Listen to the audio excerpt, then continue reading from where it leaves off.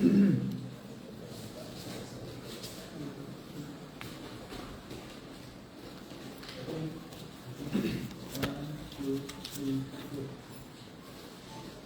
right.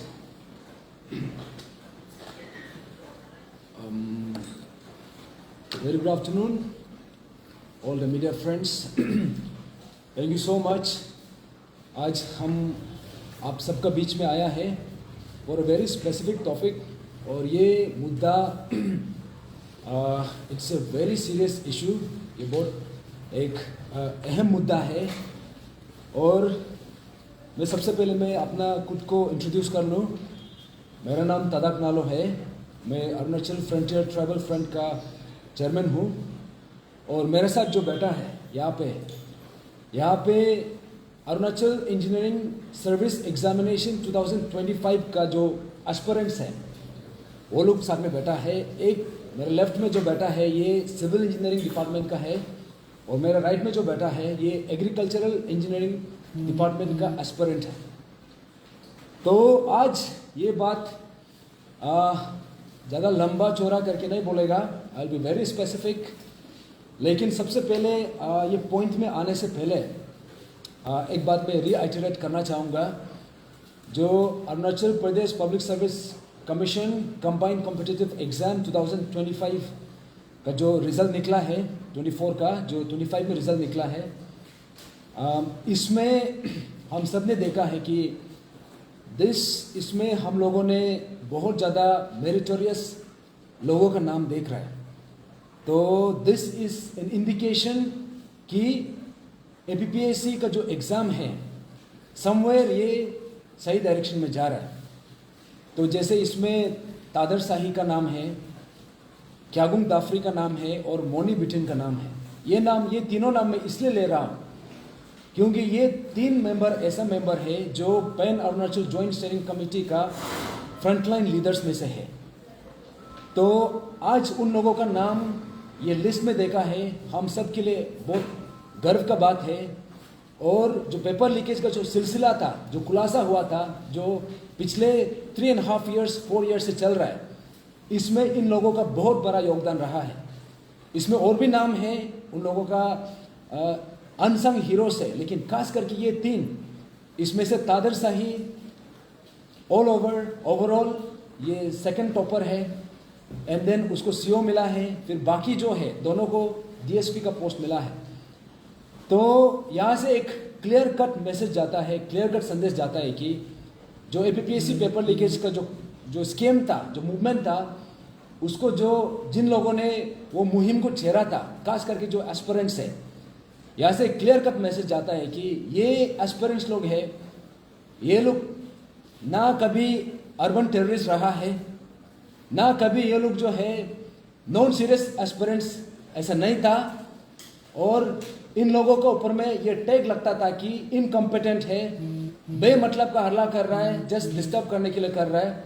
At least ये result का बात एक स्टेटमेंट तो क्लियर निकला है कि हमने जो मुहिम चेरा है, जो ग्यामर पादंग सर का विसल ब्लो करने के कारण जो इशू को चेहरा था, उसका जो आज हमको जो outcome may be not in 100%, सब 100% में हमको आउटकम देखने को नहीं मिल रहा है, लेकिन ऐसा जब आउटकम निकलता है तो इट गिव्स इमेंस प्राइड।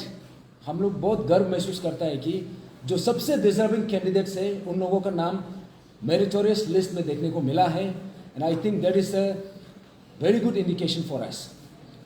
लेकिन इसी के बीच आज मैं एक एग्जामिनेशन का बात करने के लिए आया हूँ और ये वही एग्जामिनेशन है जो 2022 में ग्यामर पादंग सर ने इसी एग्जामिनेशन के चलते पेपर लीकेज का खुलासा किया था।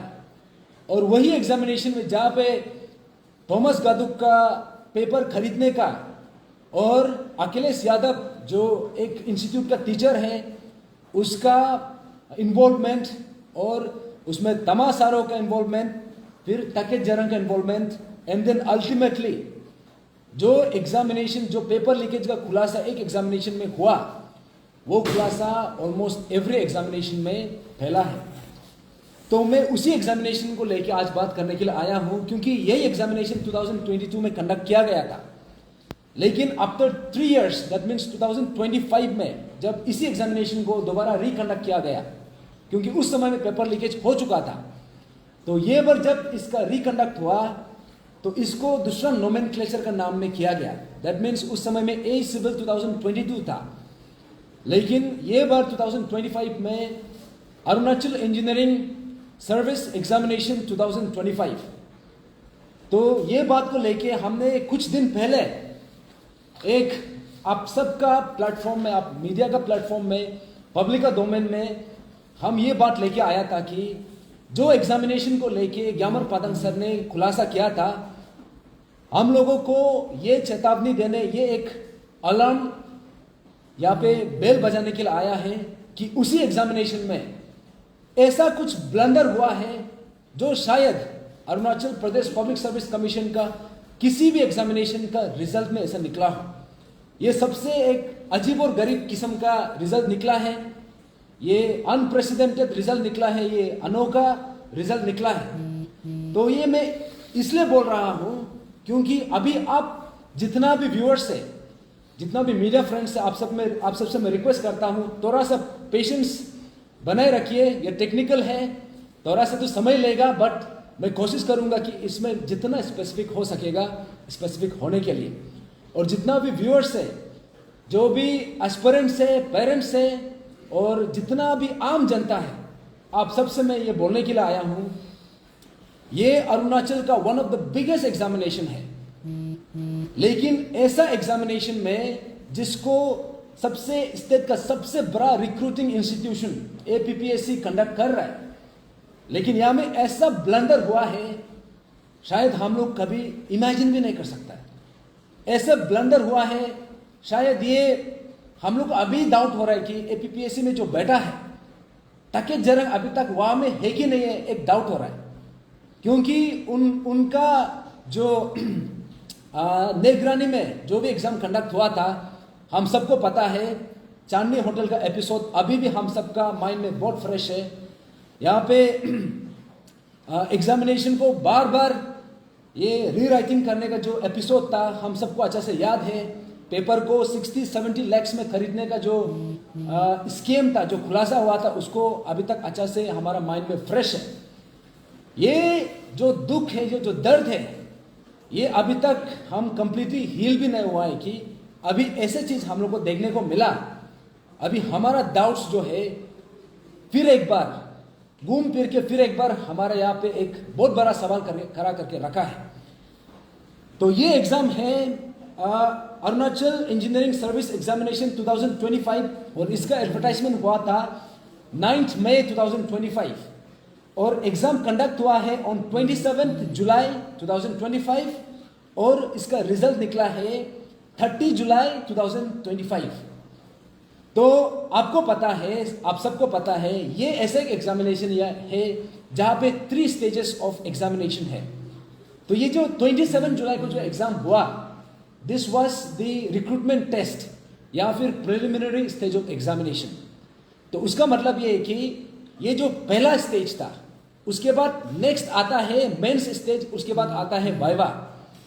लेकिन ये पहला स्टेज में ऐसा ब्लंडर हम लोगों को देखने को मिला, शायद लीगल सिस्टम भी अपना माथा पकड़ के रह जाएगा कि ये कैसे ऐसा हो गया। यहाँ में जितना भी हमने जिससे भी डिस्कस किया है, चाहे वो लीगल एक्सपर्ट हो, चाहे वो सब्जेक्ट एक्सपर्ट हो, चाहे वो एआर का वो कंसर्न अथॉरिटी हो, हमने सबसे डिस्कशन किया है और किसी का पास भी इसका जवाब नहीं है। तो मैं बहुत इन अ वेरी सिंप्लीफाइड फॉर्म, सबसे सरल तरीका से मैं आप सबको एक्सप्लेन आज मैं करता हूं। तो ये एग्जामिनेशन में जो 3 स्टेज का एग्जाम है, इसमें 4 ब्लंडर हुआ है, वो भी प्रिलिमिनरी स्टेज में, जो वो भी रिक्रूटमेंट टेस्ट में। तो सबसे बड़ा ब्लंडर ये हुआ है, ये जो एग्जामिनेशन था ये 166 पोस्ट के लिए है। शायद ऐसा जो टेक्निकल एग्जामिनेशन ए हो या फिर जे हो, इतना बड़ा संख्या में ऐसा कभी एग्जामिनेशन बहुत कम हम लोगों को देखने मिला है। और ये बहुत समय के बाद इतना ज़्यादा पोस्ट जो है एक साथ में यहाँ पे एडवर्टाइज हुआ है। तो 166 पोस्ट है टोटल, और ये पोस्ट जो है अलग अलग डिपार्टमेंट में बांटा गया है। तो जैसे कि यहाँ पे एडवर्टाइजमेंट का हिसाब से यहाँ में पोस्ट को डिस्ट्रीब्यूशन किया है। ये पे PWD में है 71 पोस्ट 166 में से। उसके बाद public health engineering and water supply department में है 25 पोस्ट। उसके बाद रूरल वर्क डिपार्टमेंट में है 18 पोस्ट। उसके बाद वाटर रिसोर्स डेवलपमेंट डिपार्टमेंट, उसमें है 6 पोस्ट। उसके बाद आता है डिपार्टमेंट ऑफ पावर, इसमें 26 पोस्ट है। तो कुल मिला के यहाँ पे 166 पोस्ट का एडवर्टाइजमेंट हुआ है और उसका रिक्रूटमेंट टेस्ट हुआ है।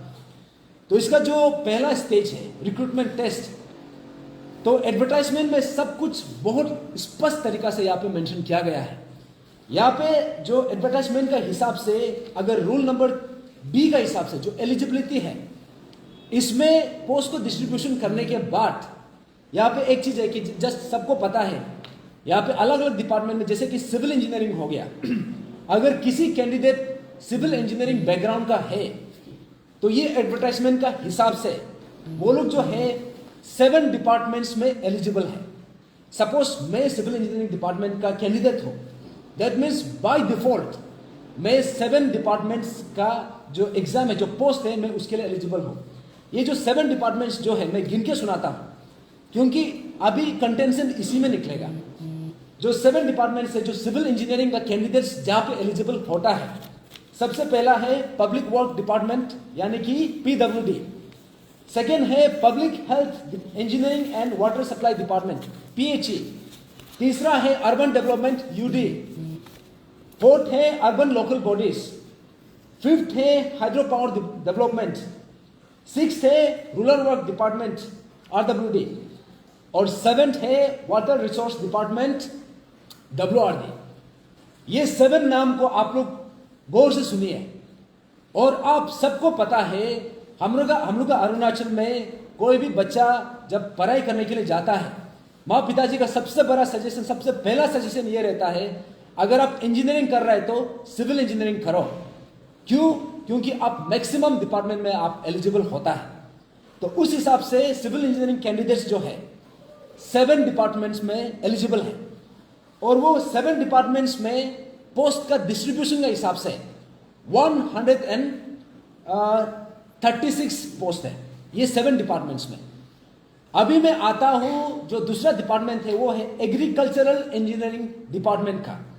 और यहाँ पे जो एडवर्टाइजमेंट का हिसाब से एलिजिबिलिटी क्राइटेरिया में ये क्लियरली मेंशन है कि अगर कोई एग्रीकल्चरल इंजीनियरिंग का कैंडिडेट है तो they are eligible for 3 departments. तो वो 3 डिपार्टमेंट से मैं नाम गिन के सुनाता हूं। तो सबसे पहला है हाइड्रो पावर डेवलपमेंट। दूसरा जो डिपार्टमेंट में जो एलिजिबल है वो है रूरल वर्क डिपार्टमेंट। उसके बाद तीसरा जो डिपार्टमेंट जिसमें एग्रीकल्चरल इंजीनियरिंग जो कैंडिडेट जो एलिजिबल है वो है वाटर रिसोर्स ये डेवलपमेंट। दैट मीन्स 3 डिपार्टमेंट है। तो अभी आपको समझ में आ रहा होगा कि सिविल इंजीनियरिंग कैंडिडेट्स और एग्रीकल्चरल इंजीनियरिंग कैंडिडेट्स में कुछ चीज कॉमन है। That means civil engineering candidate जो 7 डिपार्टमेंट में जो एलिजिबल था, तो वो 7 डिपार्टमेंट में से 3 ऐसे डिपार्टमेंट है जहां में एग्रीकल्चरल इंजीनियरिंग स्टूडेंट्स भी एलिजिबल है। दैट मीन्स कॉमन एलिजिबिलिटी जो है फॉर सिविल इंजीनियरिंग स्टूडेंट्स के लिए भी, और ये एग्रीकल्चरल इंजीनियरिंग स्टूडेंट्स का जो कॉमन एलिजिबिलिटी है वो जो है 3 डिपार्टमेंट में है। दैट मीन्स एक है ये WRD वाटर रिसोर्स डिपार्टमेंट, एक है हाइड्रो पावर और एक है RWD that means rural work department. तो मैं अभी ये सब बताने के बाद आप लोग शायद सोच रहा होगा कि ये सब क्यों गिन के सुना रहे हैं, क्योंकि असली जो राज है, असली जो ब्लंडर्स है, ये सब इंफॉर्मेशन और ये सब क्राइटेरिया के बाद अभी जो मैं खुलासा करने जा रहा हूं इसमें छुपा हुआ है। तो ये जो एग्जाम था, जैसे मैंने शुरू में कहा, ये 166 पोस्ट का है। और ये जो 2 डिपार्टमेंट है, एक है सिविल इंजीनियरिंग डिपार्टमेंट और दूसरा है एग्रीकल्चरल इंजीनियरिंग डिपार्टमेंट। ये जो 2 एक इंजीनियरिंग ग्रेजुएट्स का जो डिफरेंट सेक्शन है। तो ये दोनों का सिविल इंजीनियरिंग का 7 डिपार्टमेंट्स है जहां पे वो लोग एलिजिबल है, जो कैंडिडेट्स उसमें एलिजिबल है, और वो 7 में से 3 डिपार्टमेंट ऐसे हैं जहां पे एग्रीकल्चरल इंजीनियरिंग स्टूडेंट्स लोग वो डिपार्टमेंट्स में एलिजिबल है। तो I am coming to the point now. तो मैंने जैसे कहा कि ये एग्जाम में 4 ब्लंडर हुआ है। तो सबसे पहला ब्लंडर जो क्या हुआ है कि जैसे ये जब 3 स्टेज ऑफ एग्जाम है, रिक्रूटमेंट टेस्ट, मेंस एग्जाम और वाइवा, यहां में इसका मतलब ये है, अगर आप पढ़ेगा कि जो Arunachal Pradesh public service commission manual for conduct of examination 2024, ये है, this is a gazetted manual. ये कोई ये इंटरनल एसओपी भी नहीं है, ये गैजेटेड मैनुअल है, and this is been passed by, this has been enacted by the government of Arunachal Pradesh. तो दैट मीन्स ये रूल का हिसाब से चलना चाहिए।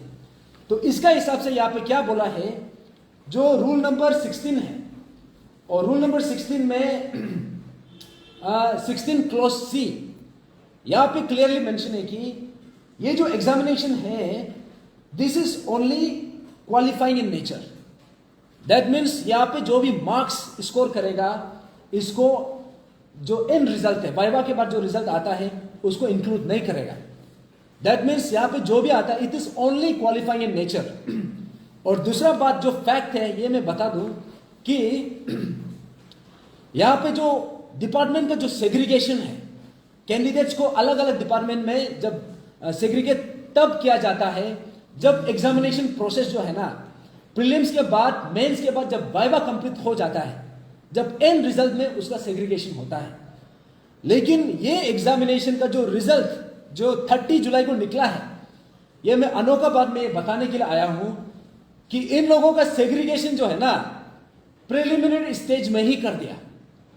ये शायद हमारा अरुणाचल का हिस्ट्री में, एपीपीएससी का हिस्ट्री में, कोई भी रिक्रूटिंग इंस्टीट्यूशन का हिस्ट्री में शायद ये फर्स्ट टाइम ऐसा हुआ है, जो रिक्रूटिंग जो क्वालिफाइंग नेचर ऑफ एग्जामिनेशन का स्टेज को, उसको सेग्रीगेशन वाला क्राइटेरिया उसमें इंक्लूड कर दिया।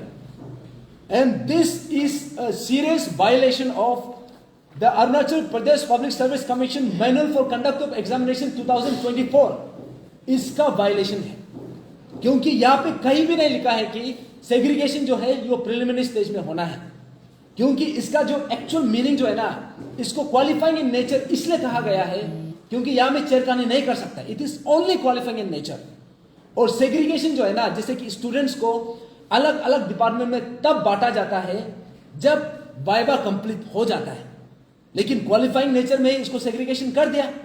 अब इस सेग्रीगेशन इन लोगों ने कैसे करके किया, ऐसे करके रिजल्ट को निकला है कि यहां में ऐसे निकला है कि जैसे कि part A, part B, part C, part D, अलग अलग अलग कैटेगरी। पार्ट ए में क्या किया है, सिर्फ सिविल इंजीनियरिंग स्टूडेंट्स का।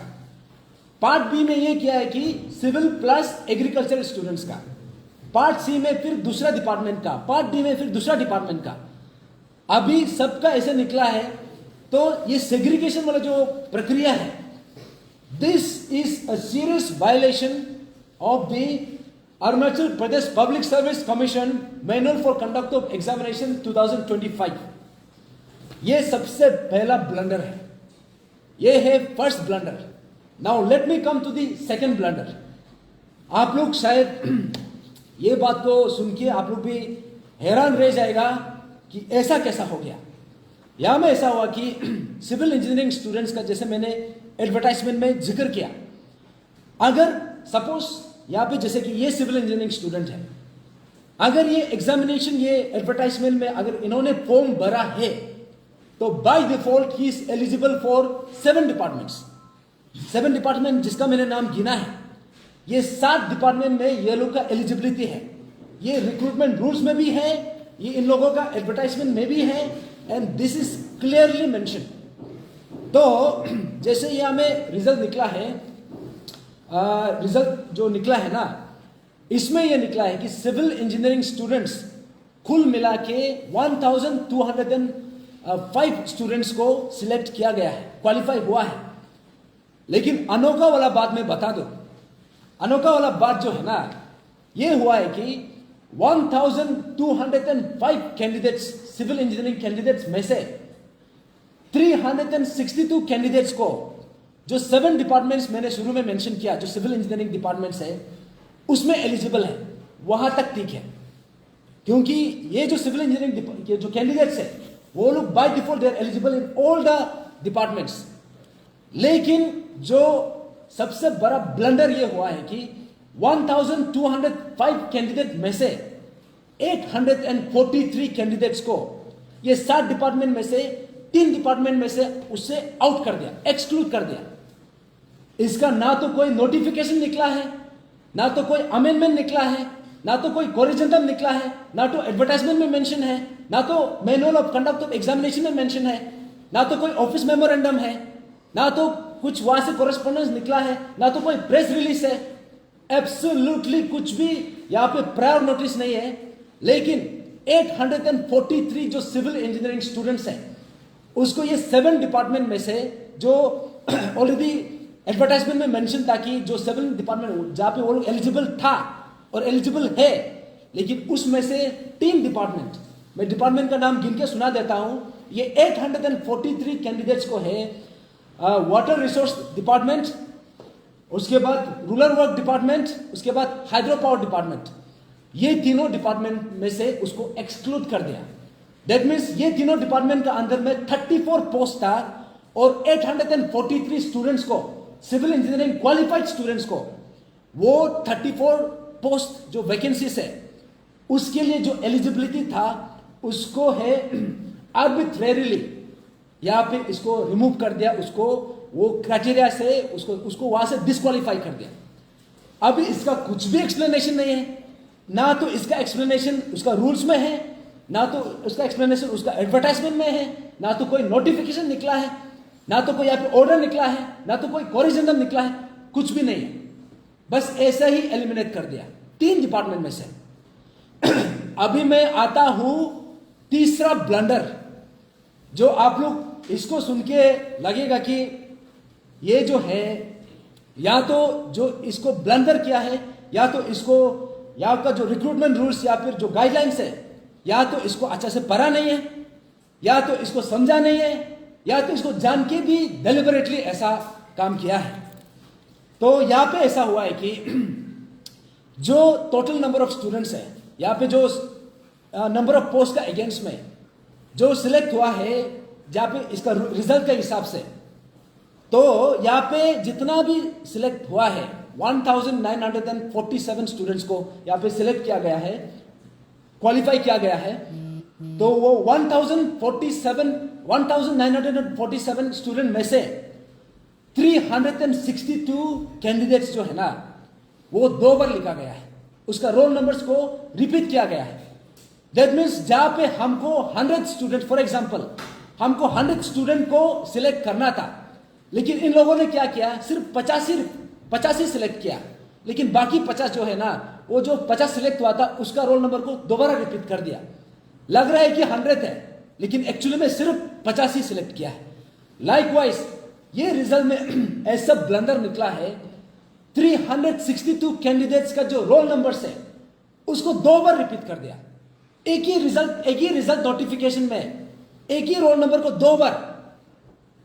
अभी आप सोच के देखो, दुनिया का कौन सा ऐसा रिजल्ट है, एपीपीएससी को भूल जा, पूरा एंटायर इंडिया में या फिर एंटायर वर्ल्ड में एक ही रिजल्ट नोटिफिकेशन आता है और एक इंसान का रोल नंबर को 2 बार लिखा जाता है।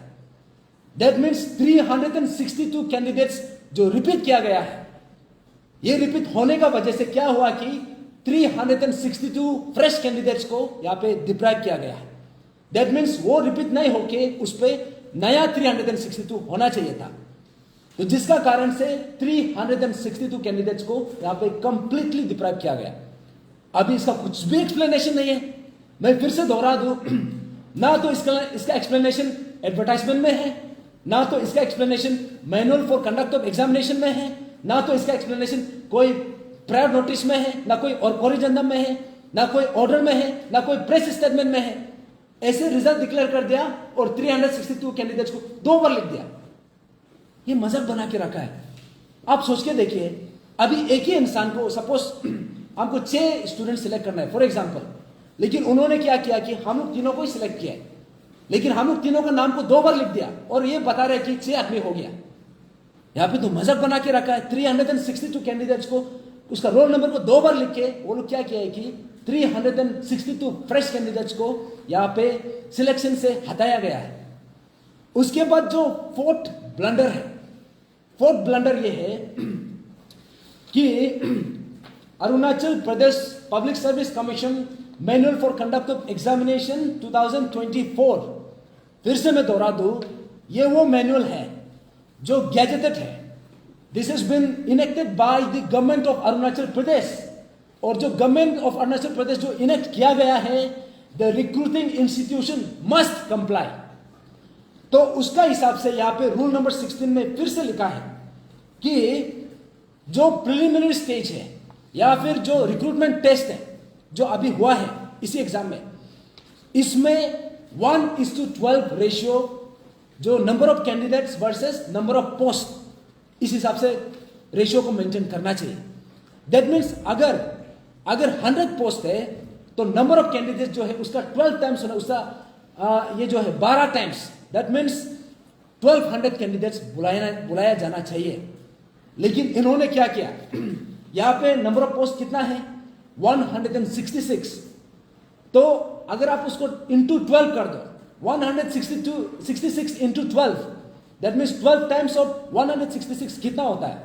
आप लोग जो देख रहे हैं कुछ भी मल्टीप्लाई करके देखिए, निकलता है 1992 कैंडिडेट्स होना चाहिए, ये रूल का हिसाब से।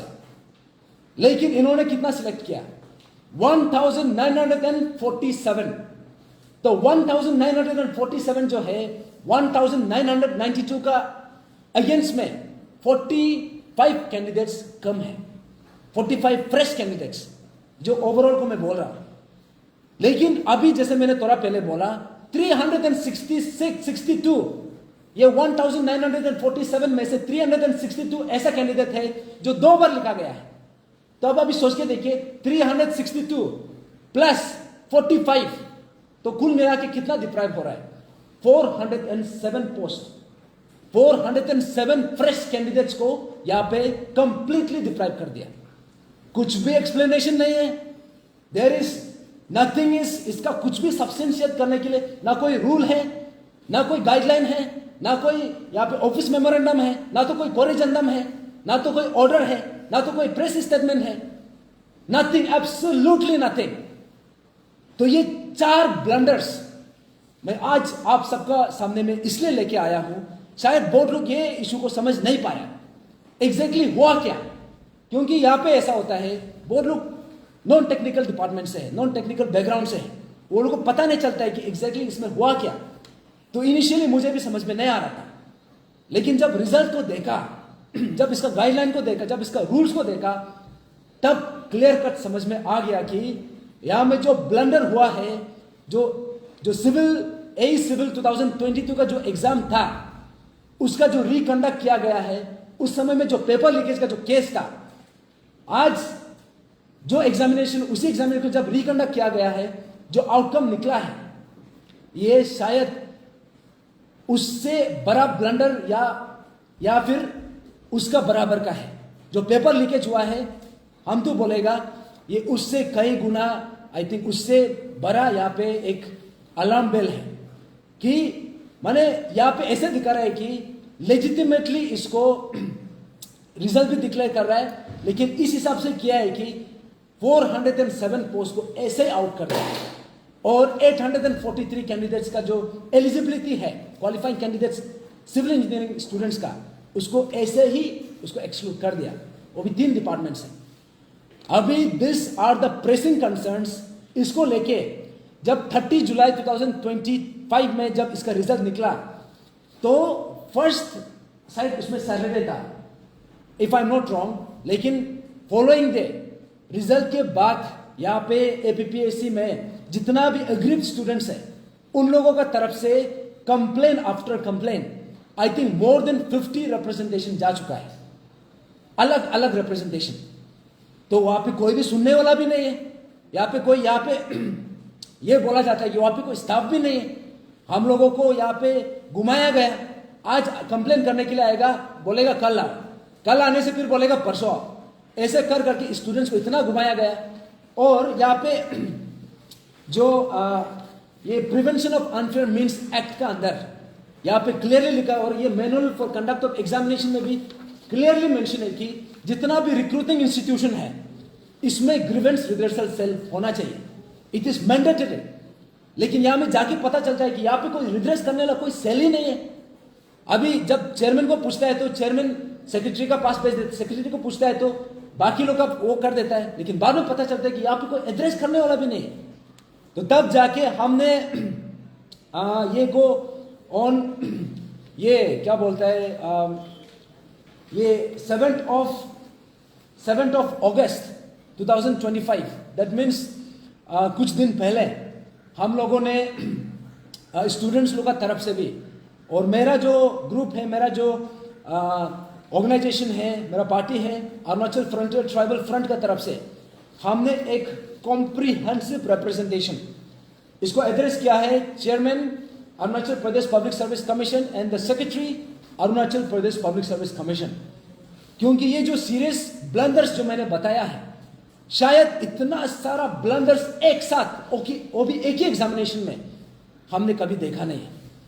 यहाँ पे कभी ब्लंडर होता है तो एक ब्लंडर जो है कोई एक एग्जामिनेशन में हो जाता है, लेकिन इतना सारा ब्लंडर्स वो जो है एक ही एग्जामिनेशन में देखने को मिला, और वही एग्जामिनेशन में जिसमें पेपर लीकेज का केस था, ये एग्जामिनेशन से शुरू हुआ था इन द ईयर 2022।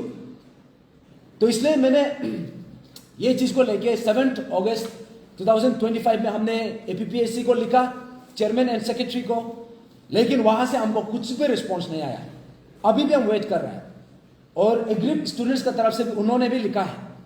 तो वहां से जब प्रेस स्टेटमेंट या फिर मीडिया में यह बोला जाता है कि हम लोग ट्रांसपेरेंट है, हम लोग अकाउंटेबिलिटी मेंटेन करता है और एज ट्रांसपेरेंट एज पॉसिबल, और यहाँ पे कोई मुद्दा उठाता है, कोई ब्लंडर्स को, जब ये जो ऐसा कुछ एनोमलीज होता है, जब इसको पिन पॉइंट करता है, जब इसको हाईलाइट करता है, तो बोला जाता है कि ये लोग का वेस्टेड इंटरेस्ट है या फिर ये लोग जो है फ्रिंज एलिमेंट्स है। अभी मैं पूछना चाहूंगा, जो 4 ब्लंडर्स ये एग्जामिनेशन को लेके मैंने जो पिन पॉइंट किया, इसमें आप सबसे मैं पूछना चाहूंगा, जो भी देख रहा है, आप लोग लॉजिकली सोच के देखिए, रैशनली सोच के देखिए, यहां में वेस्टेड इंटरेस्ट कहां दिखाई दे रहा है। यहां पे जो ब्लंडर्स मैंने पिन पॉइंट किया है, यहां पे फ्रिंज एलिमेंट्स का काम कहां दिखाई दे रहा है। दिस जो ब्लंडर्स या फिर जो कंसर्न्स हमने यहां पे रेस किया है, this is legitimate and this are some of the serious crisis, serious blunders जो हमको देखने को मिला है। तो इसलिए आज आप सबका बीच में इसलिए आया हूं क्योंकि हमने काफी समय वेट किया, और इसी एग्जामिनेशन में ये जो मैंने 4 ब्लंडर्स के बारे में बात किया, लेकिन इसी एग्जामिनेशन जब एग्जाम होने से पहले भी 3-4 चीज हुआ। क्रोनोलॉजिकली मैं बताता हूं। सबसे पहले एग्जामिनेशन का 1 महीना पहले सिलेबस को अचानक से चेंज कर दिया, और ऐसा सिलेबस को चेंज कर दिया कि वो सिलेबस को कवर करने के लिए मिनिमम 90 डेज तो लग जाएगा, मिनिमम। ऐसे नया नया टॉपिक्स ऐड किया गया, उसमें 3 महीना से कम समय का यहाँ पे उससे तो कम होगा नहीं, लेकिन इन लोगों को कितना समय दिया, 1 महीना के अंदर में ही सिलेबस को चेंज कर दिया। और अभी दूसरा चीज क्या हुआ, जब ये लोग एडमिट कार्ड को सर्कुलेट कर रहा था, तो जैसे कि सपोज ये सिविल इंजीनियरिंग स्टूडेंट है, कैंडिडेट है, लेकिन इसको एडमिट कार्ड मिला है एग्रीकल्चर स्टूडेंट का एडमिट कार्ड, और सपोज ये एग्रीकल्चर स्टूडेंट है लेकिन इसको एडमिट कार्ड मिला है इलेक्ट्रिकल का, और इलेक्ट्रिकल वाला को सिविल का। अभी यहां में सबको पागल करके रखा है। ये लोग अपना करेक्शन करते रहेगा कि या फिर एग्जाम के लिए प्रिपेयर करेगा, और भी एग्जामिनेशन का जस्ट 1 हफ्ता पहले, 10 दिन पहले। अभी ये 10 दिन में आप ऑफिस का चक्कर काटेगा या फिर अपना पढ़ाई में लगेगा। ऐसा सीरियस ब्लंडर हुआ है, जिसका कारण से सेम स्टूडेंट को 3 एडमिट कार्ड दिया गया।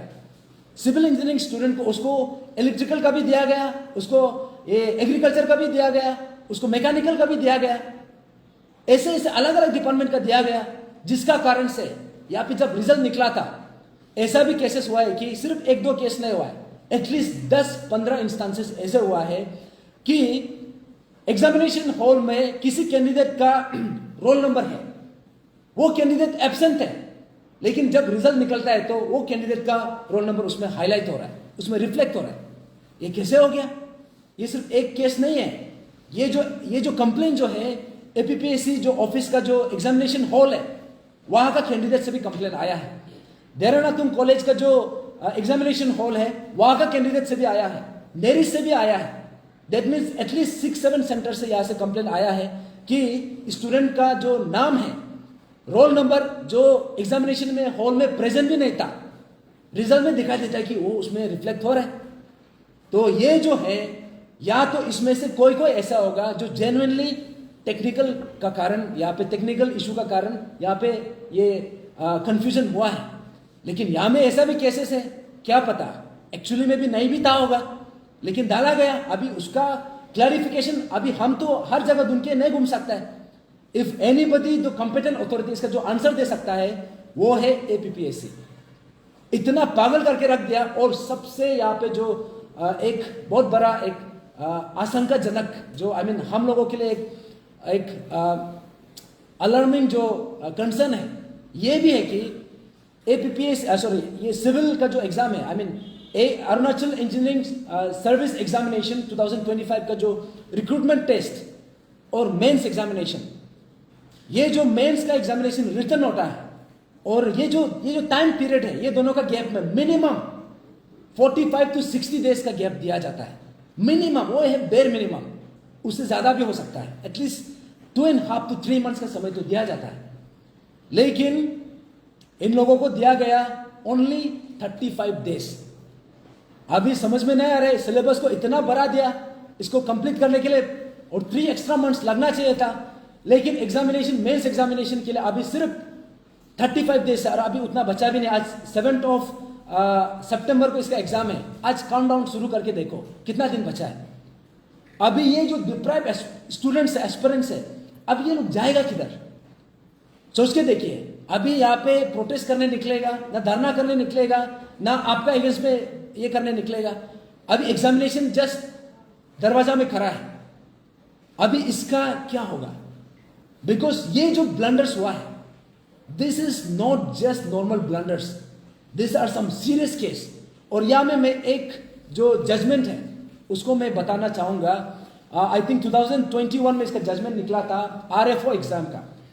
आरएफओ एग्जाम में क्या हुआ कि एडवर्टाइजमेंट में उस समय में एग्जैक्टली सेम ब्लंडर इधर भी किया है। वो कैसा हुआ कि उस समय का ऐसा था, जब आरएफओ का एग्जाम हुआ, जब एडवर्टाइजमेंट निकला, एडवर्टाइजमेंट में ऐसे निकला कि ये जो है जो बीएससी फॉरेस्ट्री के लिए 16 रिजर्व पोस्ट था, फाइन। और दूसरा यहाँ पे एक कैटेगरी था only for science students, science stream का जो भी कैंडिडेट्स है उसके लिए 17 पोस्ट रिजर्व किया गया। तो अभी व्हेन यू से science is a cumulative term, उसका अंदर में जितना भी साइंस बैकग्राउंड का है सब आ जाता है। लेकिन जब एडवर्टाइजमेंट होने के बाद, जब एग्जाम होने के बाद, जब रिजल्ट निकलता है, तो वो 17 पोस्ट में जो एलिजिबिलिटी है बीएससी जो फॉरेस्ट्री है उसको वहां से एक्सक्लूड कर दिया। माने बीएससी जो कैंडिडेट है, बीएससी फॉरेस्ट्री का जो भी कैंडिडेट्स था, वो जो साइंस डिपार्टमेंट के लिए जो भी पोस्ट रिजर्व किया गया था, वहां से जो एलिजिबिलिटी था उसको एक्सक्लूड कर दिया, उसको हटा दिया। तो उसी को लेके 2019 में जब एग्जाम हुआ था, रिजल्ट निकला था, इसको चैलेंज किया इन द कोर्ट लीगली, और इसका वर्डिक्ट निकला है इन द ईयर 2021। उसमें यह निकला है कि अगर साइंस स्ट्रीम का रिजर्वेशन है तो बीएससी फॉरेस्ट्री जो साइंस डिपार्टमेंट जो साइंस स्ट्रीम का ही है तो they should also be eligible. ऐसा एक ऑर्डर निकला है, जिसका कारण से बीएससी फॉरेस्ट्री का जो भी स्टूडेंट्स था उसको यहाँ पे 17 जो पोस्ट था साइंस स्ट्रीम के लिए जो रिजर्व करके रखा था उसको एलिजिबल करा दिया। यही जो चीज जो है यहाँ पे 843 सिविल इंजीनियरिंग कैंडिडेट्स का साथ भी हुआ है। सिविल इंजीनियरिंग का जो डिपार्टमेंट का जो कैंडिडेट होते हुए भी उसको 3 ऐसे डिपार्टमेंट से आउट कर दिया। अभी यहाँ पे जैसे कि साइंस स्ट्रीम से बीएससी फॉरेस्ट्री को आउट किया गया था, यहाँ पे 843 जो सिविल इंजीनियरिंग स्टूडेंट्स हैं इसको भी आउट कर दिया। इट इज द डिट्टो एक कॉपी पेस्ट वाला सिचुएशन है। दैट मीन्स अगर ऐसा जजमेंट आया है कि बीएससी फॉरेस्ट्री को भी साइंस स्ट्रीम के लिए एलिजिबल कराना है, तो 843 सिविल इंजीनियरिंग स्टूडेंट्स को भी 7 का 7 डिपार्टमेंट में एलिजिबल कराना पड़ेगा। ऐसा कोर्ट का जजमेंट भी है। तो आज मैं आप सबका बीच में हम एग्री स्टूडेंट्स लोग का साथ में आया है। वैसे तो देखा जाने से मेरा कोई लोकस स्टैंडी नहीं है, ना मैंने ये एग्जाम को लिखा है, ना मैं एग्जाम में एलिजिबल भी हूं, लेकिन मैं इसलिए आया हूं। इसका 2 रीजन है। द पहला रीजन ये है कि यही एक एग्जामिनेशन है जहां में ग्यामर पादंग सर ने फर्स्ट टाइम पेपर लीकेज का खुलासा किया था। तो मेरा जो सेंटिमेंट है, मेरा जो एक यहाँ पे एक सेंटिमेंट जुड़ा हुआ है, मेरा एक कंसर्न जुड़ा हुआ है कि ग्यामर पादंग सर ने जो सेक्रीफाइस किया था, अपना लाइफ तक को उसने गवाया है, ये स्टेट का सबसे बड़ा मुद्दा को उतारने का प्रोसेस में जो एग्जामिनेशन के लिए उन्होंने इतना बड़ा कदम उठाया, आज उसी एग्जामिनेशन में ऐसा टाइप का ब्लंडर होता है, तो उसमें मैं चुप नहीं बैठ सकता। और दूसरा बात यह है कि इन लोगों को जो भी डिप्राइव हुआ है, और यहाँ पे जो भी अलग अलग डिस्ट्रिक्ट में जो भी देख रहे हैं, जिन्होंने एग्जाम लिखा है, अभी आप सोच के देखिए आज उसका साथ ऐसा हुआ है। And the same thing is if not corrected, ये रिपीट होने जा रहा है दूसरा एग्जाम्स में भी, क्योंकि ये जो अभी जो हुआ है ये भी रेपिटेशन ही है। क्योंकि कुछ दिन पहले हमने याद है कि APPSCCE 2024 का जो एग्जाम का DSP पोस्ट के लिए, उसमें फिजिकल एफिशिएंसी टेस्ट का जो एक क्राइटेरिया था, उसमें अराउंड 5 क्राइटेरिया था। फिजिकल एफिशिएंसी टेस्ट को कंडक्ट किया गया ऑन 18 जुलाई एंड 19 जुलाई 2025। लेकिन फिजिकल एफिशिएंसी टेस्ट का जो क्राइटेरिया को फिजिकल एफिशिएंसी टेस्ट कंप्लीट होने के बाद उसको चेंज कर देते हैं। माने प्रक्रिया कंप्लीट करने के बाद उसका रूल को चेंज कर देता है। दैट मीन्स उसमें उसमें से एक जो क्राइटेरिया था उसको अचानक से रातों रात हटा दिया। तो उसका मतलब यह है कि वो पर्टिकुलर क्राइटेरिया में जो डिसक्वालीफाई हुआ था उसको भी दोबारा क्वालिफाई करा दिया। दैट मीन्स एग्जामिनेशन का बीचों बीच में इसको चेंज किया गया। ना तो वो एडवर्टाइजमेंट में मेंशन था, ना कोई कोरेंजनता में मेंशन था, ना कोई ऑर्डर निकला था। अचानक से एग्जाम जैसे कि फिजिकल एफिशिएंसी टेस्ट कंप्लीट होने के साथ साथ उसको चेंज किया गया। मैं ये बात को इसलिए पिन पॉइंट कर रहा हूं, उसका मतलब ये नहीं कि ये जो रिजल्ट निकला है APPSCCE 2025 का जो रिजल्ट निकला है, मैं उसमें जिसको DSP पोस्ट मिला है मैं उसका क्रेडिबिलिटी को सवाल नहीं कर रहा, क्योंकि उसी DSP 6 DSP पोस्ट में से एक क्यागुंग डाफरी है और मोनी बिटिन है। ये दोनों हमारा pan Arunachal joint steering committee का फ्रंट लाइन लीडर्स है। तो मैं इन लोगों का या फिर किसी का मैं क्रेडिबिलिटी को सवाल नहीं कर रहा। मैं APPSC का जो इनएफिशिएंसी है, APPSC का जो ब्लंडर वाला एक उसका एक टेंडेंसी है और उन्होंने जो किया है मैं उसको सवाल कर रहा हूं। तो उसमें जो मिड ऑफ द एग्जामिनेशन में रूल को चेंज कर दिया और यहां पे भी mid of the rules examination change हो गया। आई मीन रिजल्ट में ऐसे रिजल्ट निकला है, अभी इसको कोई साइंटिस्ट भी एक्सप्लेन नहीं कर पाएगा। अभी समझ में नहीं आता है कि ये लोग जो है कौन से स्कूल से पढ़ के आया है। अभी बोलता है कि हम लोग ट्रांसपेरेंट है, तो कैसे करके यहाँ पे 843 को आपने एक्सक्लूड कर दिया? कहाँ है ट्रांसपेरेंसी? और ये लोग बोलता है हम लोग ट्रांसपेरेंट है, तो 362 कैंडिडेट्स को रोल नंबर को 2 बार लिख दिया। ट्रांसपेरेंसी किधर है? उसके बाद प्रिलिमिनरी स्टेज रिक्रूटमेंट टेस्ट को ही आपने सेग्रीगेशन वाला स्टेज बना दिया। तब तो अब अभी क्या करेगा? मेंस एग्जाम के बाद आप लोग क्या करने जा रहा है? या फिर वाइवा के बाद और बचेगा क्या सेग्रीगेशन करने के लिए?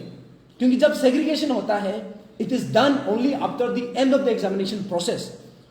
फाइनल मार्क्स को, मेंस का मार्क्स को और वाइवा का मार्क्स को कंबाइन करके तब जाके मेरिट लिस्ट निकलता है। अभी जैसे APPSCCE 2024 का निकला ना, उसमें क्या हुआ कि मेंस का रिजल्ट का जो मार्क्स है, वाइवा का जो मार्क्स, दोनों को ऐड करके जो फाइनल मार्क्स है उसका हिसाब से मेरिट लिस्ट बनता है, उसका हिसाब से सेग्रीगेशन किया जाता है। लेकिन ये लोग ने क्या किया? ये रिक्रूटमेंट टेस्ट में ही सेग्रीगेट कर दिया। अभी नहीं समझ में आ रहा है ये लोग करना क्या चाह रहे हैं। या तो ये लोग समझ रहे हैं कि हम लोग यहाँ पे जो भी बैठा है, या तो हम वो सोच रहे हैं कि हम लोग बेवकूफ है, ये लोग हम लोग कुछ भी करेगा एक कॉन्स्टिट्यूशनल बॉडी का नाम से, एक ऑटोनोमस बॉडी का नाम से, और ये लोग एक्सेप्ट कर देगा। या तो ये हम लोग सबको बेवकूफ समझ के रखा है, या फिर एपीपीएससी में चेयरमैन से लेके सेक्रेटरी से लेके जितना भी हायरार्कीज है, यहां में सब सुपांडी लोग बैठा हुआ है। समझ में नहीं आ रहा है एग्जैक्टली करना क्या चाह रहा है, क्योंकि ये जो ब्लंडर्स है ना, इससे कैंडिडेट्स का जिंदगी और मौत का सवाल है। कितना लोग ये प्रोसेस में अपना जान भी गंवाया है, कितना लोग का उम्र निकला है, कितना लोग डिप्रेशन में गया है, और ऐसा ब्लंडर करेगा और एक्सपेक्ट करता है कि हम इसको ट्रांसपेरेंसी को हम एक्सेप्ट करें। आप लोग अभी में जितना भी देख रहा है यहाँ पे, चाहे आप सिविल इंजीनियरिंग या फिर इंजीनियरिंग स्टूडेंट्स हो या ना हो, ये आप सबके लिए एक चेतावनी है, एक यहाँ पे संकेत है कि ऐसा एग्जामिनेशन में ऐसा हो सकता है। अभी आप सोच के देखिए, इसके बाद कौन कौन से एग्जाम आने जा रहे हैं। अभी जेई का भी एग्जाम आएगा, अभी पीजीटी का भी आने जा रहा है, अभी इतना ज्यादा एग्जाम है जो लाइनअप है। अभी ऐसा ब्लंडर करेगा, what do you expect in the coming exams. तो आज मैं आप सबका बीच में ये बात मैं बोला था कि मैं ज्यादा लंबा नहीं बोलूंगा, मैं स्पेसिफिक ही बोला हूं, जितना स्पेसिफिक हो सका है, क्योंकि इशू टेक्निकल है, समझने के लिए भी थोड़ा समय चाहिए होता है, और समझने के लिए भी आप सबको पेशेंटली सुनना होता है। तो ये है। और आज अरुणाचल फ्रंटियर ट्राइबल फ्रंट जो मेरा ऑर्गेनाइजेशन है, जो मेरा पार्टी है, हमने गवर्नर को, ऑनरेबल गवर्नर जो है अरुणाचल का सबसे बड़ा कॉन्स्टिट्यूशनल पोजीशन है, कॉन्स्टिट्यूशनल अथॉरिटी है, उसको हमने अपील किया है कि APPSC, Arunachal Pradesh public service commission, which is a constitutional body, आज एक कॉन्स्टिट्यूशनल बॉडी जो है अपना ड्यूटी को सही तरीका से नहीं कर रहा है। यहाँ पे रूल्स क्या है, रेगुलेशन क्या है, गाइडलाइन क्या है, इन लोगों को फर्क ही नहीं पड़ता है। अपना मर्जी से कुछ भी निंजा टेक्निक लगा के रिजल्ट निकल दिया। अभी किसको समझ में नहीं आ रहा है कि ये रिजल्ट में एग्जैक्टली हुआ क्या, स्टूडेंट्स को भी नहीं समझ में आ रहा है। हमको लगता है कि ये लोग भी अपने आपस में भी कंफ्यूजन है। अभी चेयरमैन को पूछेगा तो उसका एक एक्सप्लेनेशन होगा, सेक्रेटरी को पूछेगा तो उसका दूसरा एक्सप्लेनेशन होगा, कंट्रोल ऑफ एग्जामिनेशन को पूछेगा तो उसका तीसरा एक्सप्लेनेशन होगा, लेकिन कोई भी एक ही पॉइंट में नहीं आ पाएगा। इसलिए क्योंकि ऐसा रूल्स कहीं में है ही नहीं। और अगर मैं इसका रेफरेंस लूंगा, यही एग्जामिनेशन जब 2022 में कंडक्ट किया गया, इसका रिजल्ट निकला है, 2022 का रिजल्ट है, वो भी हम लोग का पास है। और यहाँ पे जब इसको रिजल्ट को डिक्लेयर किया है प्रिलिमिनरी स्टेज का, भले ही उसमें पेपर लीकेज हुआ था, लेकिन जो रिजल्ट निकला था, ये रिजल्ट में है, ये रिजल्ट में जो इनिशियल स्टेज है, रिक्रूटमेंट टेस्ट का जो रिजल्ट था, इसमें सेग्रीगेशन नहीं हुआ है। इसमें जितना स्टूडेंट्स जो रोल नंबर्स था वो इंडिविजुअल रोल नंबर्स है, इसमें किसी रोल नंबर को रिपीट नहीं किया है, किसी कैंडिडेट को डिपार्टमेंट में बांटा नहीं गया है, क्योंकि उस समय में भले ही उसमें पेपर लीकेज हुआ था, लेकिन टेक्निकली वो लोग जो है उसमें गाइडलाइन को फॉलो किया था। लेकिन यहाँ पे पेपर लीकेज हुआ है नहीं हुआ है, हम उम्मीद करते हैं कि नहीं हुआ है, लेकिन ऐसे ब्लंडर, ये तो पेपर लीकेज से भी कहीं भर के लग रहा है। अभी ऐसे लगता है कि माने रूल्स के हिसाब से हमको यहाँ पे लेजिटिमेटली हमको इलीगल काम करना है। माने उसको आप जो बताता है, ये नाम का देश, ये टैग का साथ आप लेके आ रहे हैं कि हम ट्रांसपेरेंट हैं, हम ट्रांसपेरेंसी लेके आ रहे हैं, लेकिन where are the transparency here. यहाँ पे सेग्रीगेशन होता है in the initial stage itself. 843 को 3 डिपार्टमेंट से हटा दिया जाता है, उसके बाद 362 कैंडिडेट्स को रिपीट कर देता है, 1:12 रेशियो जो मेंटेन ही नहीं होता है। अभी ट्रांसपेरेंसी किधर है?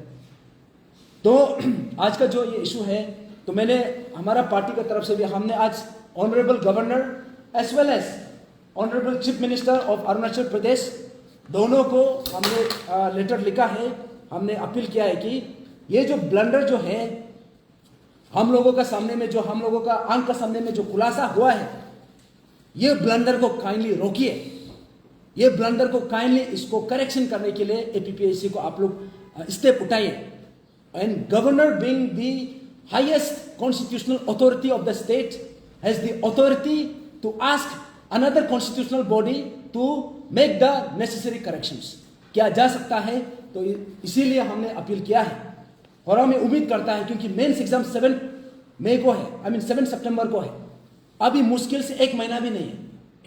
पहले तो इतना कम समय दिया, अभी ये ब्लंडर के कारण और कम समय हो गया। अभी आप सोच के देखिए, इसमें अगर करेक्शन भी हो जाता है, दूसरा जो लिस्ट आ जाता है, अब इन लोगों के लिए तो समय नहीं होगा। इसीलिए हमने 1 अगस्त से ही पूरा कंप्लेन करना शुरू कर दिया था। हम एपीपीएससी का ग्रीवेंस रिड्रेसल सेल के लिए हमने मांग भी किया था, लेकिन ना तो वहां पे ग्रीवेंस रिड्रेसल सेल एग्जिस्ट कर रहा है, ना तो कोई सुनने के लिए रेडी है। हमने बार बार अपॉइंटमेंट भी सीख किया है, लेकिन बोलता है कि हम ट्रांसपेरेंट है, लेकिन हम लोग को मिलेगा नहीं। तो इसीलिए आज हमने honourable chief minister of Arunachal Pradesh and honourable governor of Arunachal Pradesh, उसको हमने लिखा है, उसको रीआइटरेट किया है। एक कॉन्स्टिट्यूशनल बॉडी जो है, हमारा यूथ का जो सिविल इंजीनियरिंग या फिर यहाँ पे इंजीनियरिंग स्टूडेंट जितना भी एप्लीकेंट्स है, इन लोगों का साथ खिलवाड़ हो रहा है, और इसको नेसेसरी करेक्शन लेके आने के लिए हमने अपील किया है। और हम ये उम्मीद करता है, it's better late than never, अभी भी समय है, एंड हम उम्मीद करता है कि इसको नेसेसरी करेक्शन को डेफिनेटली लेके आएगा। तो आप लोग का बीच में अगर कुछ भी सवाल है, काइंडली पूछिए। रिपीट थोड़ा एक दो एग्जांपल बता दीजिए ना, रोल नंबर का कहाँ रिपीट है? रोल नंबर जो है, जो रिपीट वाला जो आप पूछ रहे हैं ना, यहाँ पे 362 है। अगर आप चाहे तो मैं 362 का रोल नंबर गिन सकता हूँ, तो फिर भी मैं 10 रोल नंबर गिनूंगा, ठीक है? अभी ये जिसका भी रोल नंबर हो, आप लोग से कोई इंडिविजुअल इशू नहीं है, हमको पता भी नहीं है ये रोल नंबर किसका है। हम बस रैंडमली 10 रोल नंबर गिन रहे हैं जो रिपीटेड है। तो यहाँ पे मैं 10 रोल नंबर गिनूंगा। पहला 10076, ये 2 बार रिपीट हुआ है। दूसरा 10097, ये दो जो रिपीट हुआ है। तीसरा 100112, 100131, 100133, 100150, 100156, उसके बाद 100343, ऐसा ही इतना सारा 362 रोल नंबर है। यहाँ पे देखिए, मैं खुद भी दे दूंगा, आप यहाँ से कॉपी एक बार देख लीजिए। ये देखिए, ये है रिपीटेड रोल नंबर्स, हमने इसको हाईलाइट किया है। अगर मीडिया में अगर आपको इन्फॉर्मेशन चाहिए, आप सबको अवेलेबल किया जाएगा, आप लोग इसको अवेल कर सकता है। इनफैक्ट हमको इसको अवेल, आप एपीपीएससी का वेबसाइट में भी जाइए, उसका रिजल्ट नोटिफिकेशन में आप उसको देखिए। एक ही रिजल्ट नोटिफिकेशन है, एक ही एग्जाम है, कैंडिडेट्स भी इंडिविजुअल है, लेकिन एक ही कैंडिडेट्स का रोल नंबर को उसी सेम रिजल्ट नोटिफिकेशन में 2 बार लिखा जाता है। ये क्या चल रहा है? आई मीन, ऐसा रिजल्ट तो हमने कभी लाइफ में ना इमेजिन किया है, ना कभी देखा है। And this is the most unprecedented examination का जो रिजल्ट है, जो हमने ये एपीपीएससी का शायद हिस्ट्री में ऐसा कुछ हुआ है। Thank you so much. Any question, any more question?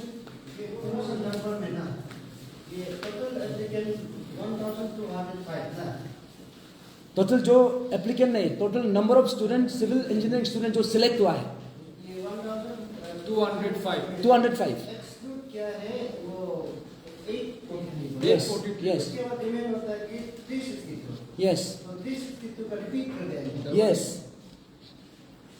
यहाँ में जैसे कि ये जैसे मीडिया वाला पूछा है कि total civil engineering qualifying candidates जो है 1205, उसमें से जो है 362 रोल नंबर्स को 2 बार रिपीट कर दिया, और 843 कैंडिडेट्स को है उसी 1205 में से 843 को है 7 जो डिपार्टमेंट्स था उसमें से 3 से एक्सक्लूड कर दिया, उसको हटा दिया, without any explanation, without any guideline, without any rules, without any notification, without any corrigendum, without any press statement, absolutely without any यहाँ पे प्रायर नोटिस।